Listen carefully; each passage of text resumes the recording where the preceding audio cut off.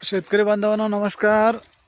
आज तारीख 8/5/2024 आपल्या महाराष्ट्रामध्ये असे ढग यायला सुरू झालेले आहे अहमदनगर जिल्ह्यामध्ये।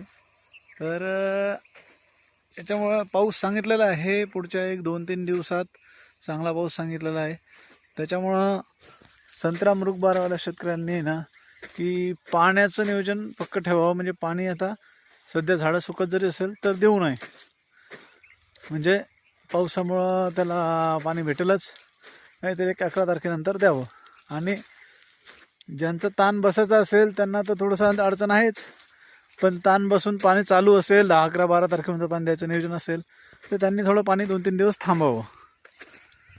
बाकी हा ताणच आहे, पान पिवळे होणं सुरू आहे आणि पानाची घडी पण होते, त्याच्यामुळं काळजी करू नये। बाग